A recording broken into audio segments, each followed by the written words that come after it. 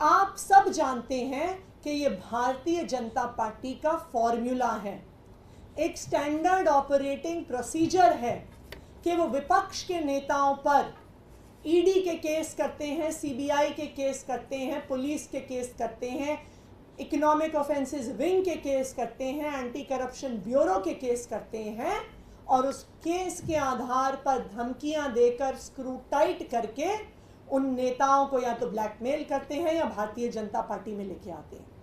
हमने देखा है कि विपक्ष के ऐसे नेताओं की लाइन है जो भारतीय जनता पार्टी में गए हैं, चाहे वो हेमंत बिस्व शर्मा हो, चाहे वो प्रफुल्ल पटेल हो, चाहे वो अजीत पवार हो, जिनके ऊपर केस हुए, जिनका स्क्रू टाइट किया गया और फिर वो भारतीय जनता पार्टी में गए।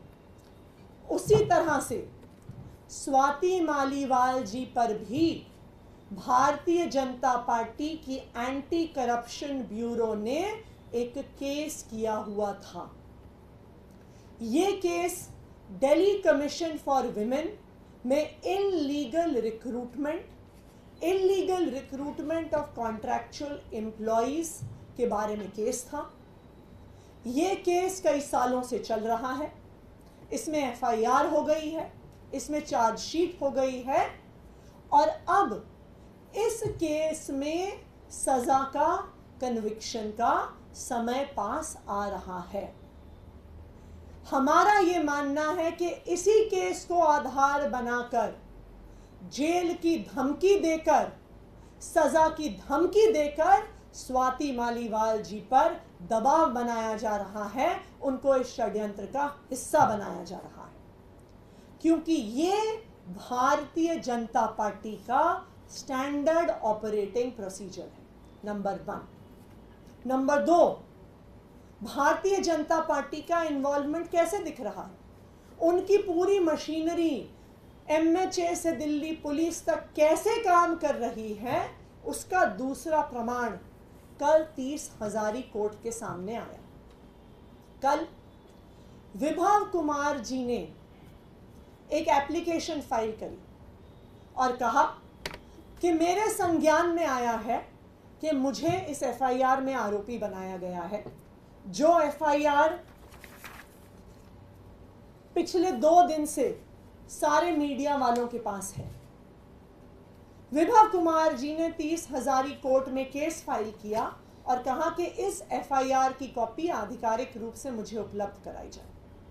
कल दिन भर कोर्ट मांगता रहा, 30 हजारी के कोर्ट में केस चल रहा था, कोर्ट दिन भर दिल्ली पुलिस से मांगता रहा कि भाई एफआईआर की कॉपी दो, एफआईआर की कॉपी दो। कल शाम को थक हार कर जब एफआईआर नहीं आई तो 30 हजारी के कोर्ट ने ऑर्डर किया कि आज सुबह दिल्ली पुलिस एफआईआर की कॉपी लेके 30 हजारी कोर्ट में हाजिर हो। और अब आप देखिए कि आज सुबह दिल्ली पुलिस कोर्ट में एक जवाब देती है जो हम आपसे शेयर करेंगे कि ये एफआईआर बहुत सेंसिटिव है, इसलिए इस एफआईआर को हम कोर्ट में जमा नहीं कर सकते, हम आरोपी को नहीं दे सकते। तो जो एफआईआर पिछले 2 दिन से हर मीडिया वाले के हाथ में है, हर टीवी चैनल को भेजी गई, हर यूट्यूबर को भेजी गई, हर अखबार को भेजी गई, हर वेबसाइट को भारतीय जनता पार्टी द्वारा भेजी गई, आज भारतीय जनता पार्टी की पुलिस ये कह रही है कि हम कोर्ट को नहीं दे सकते, हम अक्यूज्ड को नहीं दे सकते। ये क्या दिखा रहा है कि ये भारतीय जनता पार्टी की साजिश एसएचओ सिविल लाइन से नहीं चल रही है, ये साजिश कमिश्नर पुलिस से नहीं चल रही है, ये साजिश सीधा एमएचए से और होम मिनिस्ट्री से चल रही है। इस केस को सीधा भारतीय जनता पार्टी के हाईएस्ट लेवल से मॉनिटर किया जा रहा है, चाहे वो उस केस को मीडिया में चलाना हो और चाहे ये कहना हो कि हम आरोपी को एफआईआर नहीं देंगे। नंबर 3, विभव कुमार जी ने 24 घंटे पहले एक दिल्ली पुलिस में एक काउंटर कंप्लेंट दर्ज करी। अभी तक विभव कुमार जी की कंप्लेंट के आधार पर दिल्ली पुलिस ने एफआईआर दर्ज नहीं करी। ऐसा कैसे हो गया कि स्वाति मालीवाल जी का जब मुद्दा सामने आता है तो पुलिस वाले खुद उनके घर पहुंच जाते हैं, भारी संख्या में पहुंच जाते हैं, 4-4 घंटे तक उनके यहां रहते हैं, 1 घंटे के अंदर एफआईआर फाइल कर देते हैं, 2 घंटे के अंदर मीडिया पे चलवा देते हैं। लेकिन जब विभव कुमार जी कंप्लेंट फाइल करते हैं, ट्रेसपासिंग की कंप्लेंट फाइल करते हैं, सिक्योरिटी ब्रीच की कंप्लेंट फाइल करते हैं, सरकारी अफसरों पर किस तरह से उनको काम करने से रोका गया, उनके साथ धक्का मुक्की हुई, उसकी कंप्लेंट फाइल करते हैं, तो दिल्ली पुलिस चुप है।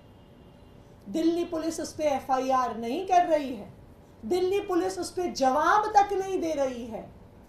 क्यों नहीं दे रही है? क्योंकि दिल्ली पुलिस इस केस पे इन्वेस्टिगेशन नहीं कर रही है। दिल्ली पुलिस सिर्फ और सिर्फ भारतीय जनता पार्टी का एक हथियार बनकर चुनाव से पहले अरविंद केजरीवाल जी पर हमला कर रही है। ये है इस पूरे केस की सच्चाई। ये पूरा मामला अरविंद केजरीवाल जी पर हमला करने के लिए है। ये पूरा मामला चुनाव से जुड़ा हुआ है और अरविंद केजरीवाल जी की जमानत होने के बाद, अरविंद केजरीवाल जी के जेल से बाहर आने के बाद उन पर ये आरोप लगाने का एक बहुत बड़ा षड्यंत्र है जो भारतीय जनता पार्टी ने रचा।